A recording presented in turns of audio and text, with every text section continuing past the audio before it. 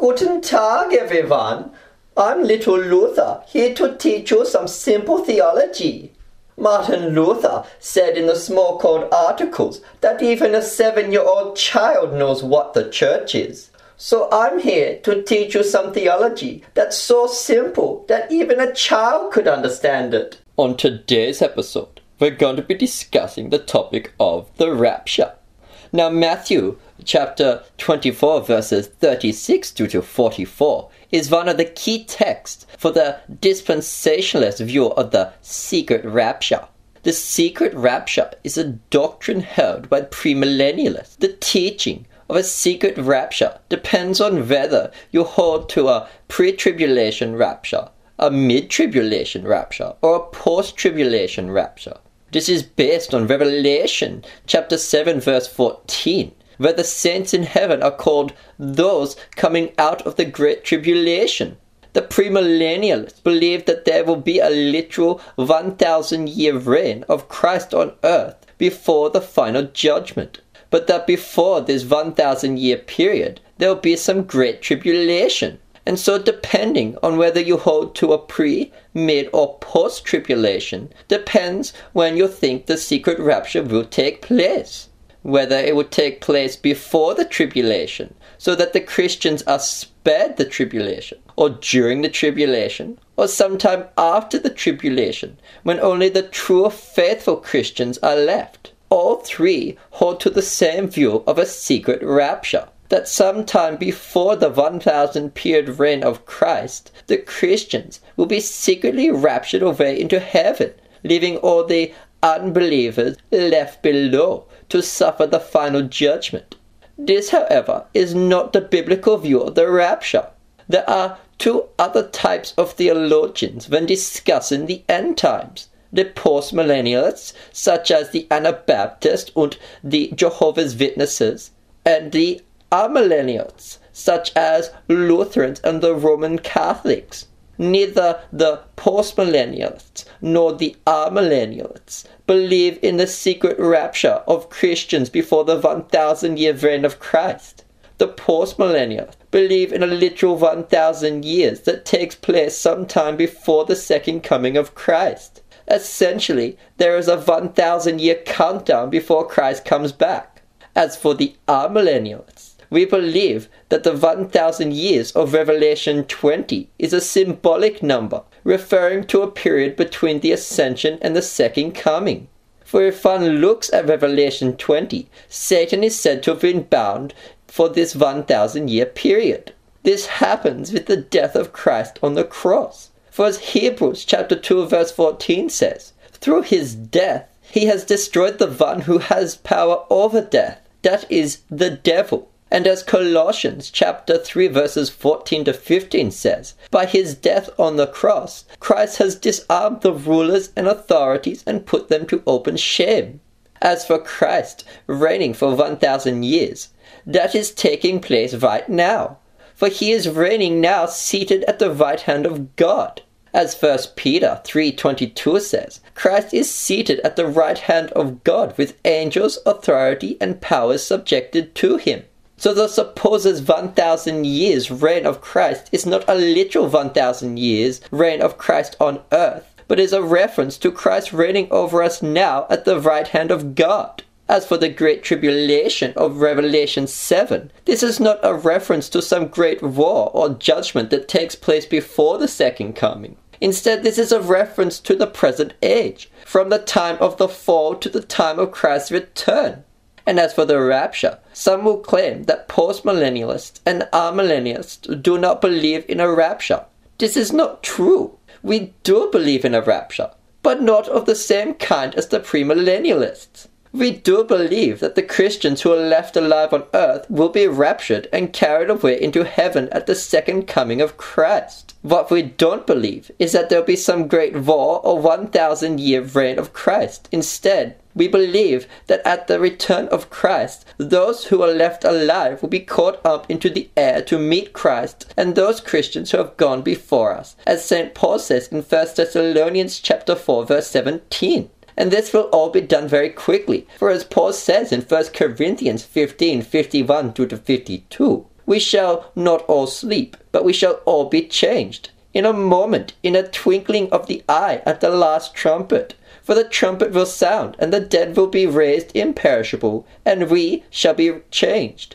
In order to understand the biblical doctrine of the rapture, we need to understand the two key texts. Matthew chapter 24 verses 37 through to 41 and 1 Thessalonians chapter 4 verses 13 through to 17. We also need to take a look at the word rapture and what this refers to. The word rapture comes from 1 Thessalonians chapter 4 verse 17. In the Greek, the word is hapagisomethe, meaning we shall be caught up.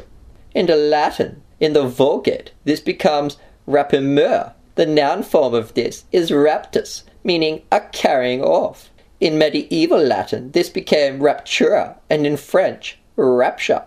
This word in 1 Thessalonians chapter 4 verse 17 also appears in 2 Corinthians 12:2, where Paul talks about the man caught up to the third heaven, and in Revelation chapter 12 verse 5, where Jesus is caught up to God and to his throne.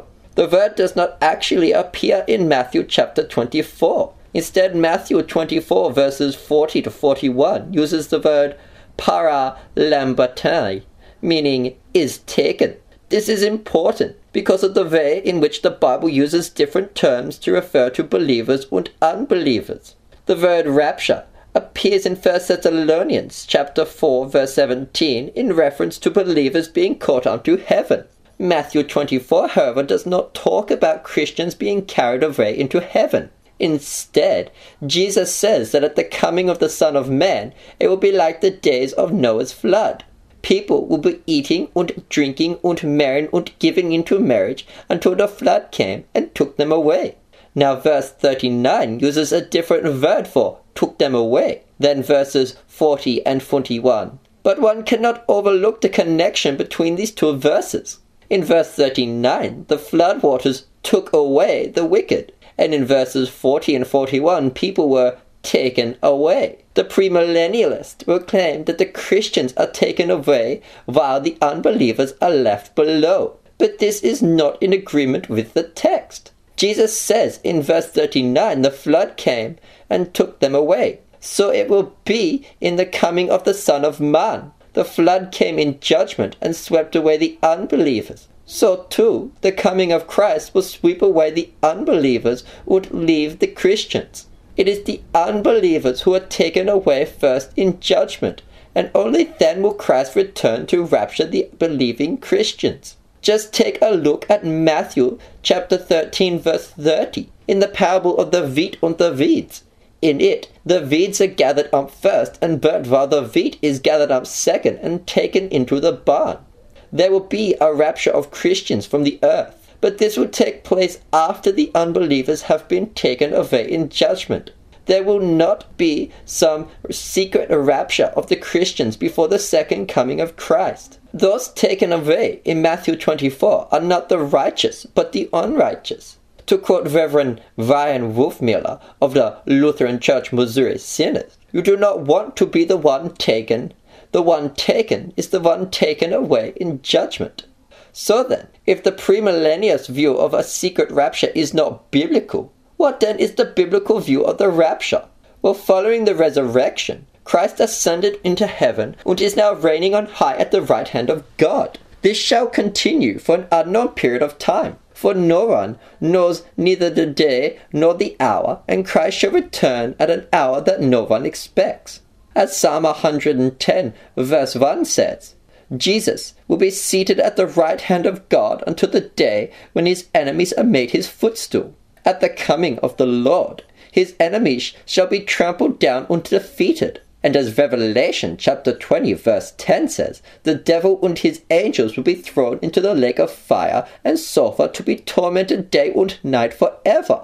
Then shall come the judgment of the wicked. As 1 Corinthians 15:29 says, all the dead shall be raised bodily. But as John 3:18 and Mark 16:16 says, not all shall receive eternal life. 1 Thessalonians chapter 4 verse 16 tells us that the dead shall be raised first. And Revelation chapter 20 verses 13 through to 14 tells us that hell shall give up all who dwell there, and they will be judged, each according to what they have done. And the wicked shall be thrown into the lake of fire. Then shall the living be harvested from the earth.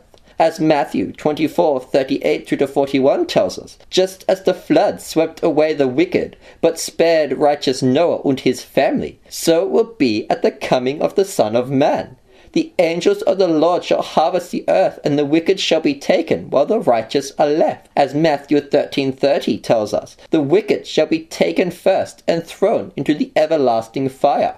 As Revelation 15 says, anyone's name who is not found written in the Lamb's book of life, he will be thrown into the lake of fire. This is the second death. As for those of us who are still alive and who believe in the Lord, as 1 Thessalonians chapter 4 verse 17 says, we will be caught up together with the believers in heaven, and we will meet the Lord in the air. This is the biblical view of the rapture. As 1 Corinthians 15:52 says, in a twinkling of an eye, the dead will be raised imperishable, and we shall all be changed. We shall put off the perishable and mortal flesh for that which is imperishable and immortal. As Matthew chapter 25 verse 34 tells us, the Lord shall say unto us, come, you who are blessed by my Father, inherit the kingdom prepared for you from the foundation of the world. And we shall enter into the new heavens and the new earth, for the old heavens and the old earth have passed away. And there shall be a new Jerusalem, but there shall be no temple in the city, for our temple shall be the Holy Trinity. And peoples from all nations, tribes, and tongues shall be gathered into the new Jerusalem. But there shall be nothing unclean in the city, nor will anyone do what is false or detestable, for only those whose names are written in the Lamb's book of life shall be there. This is the true biblical view of the rapture. This is how the rapture shall take place.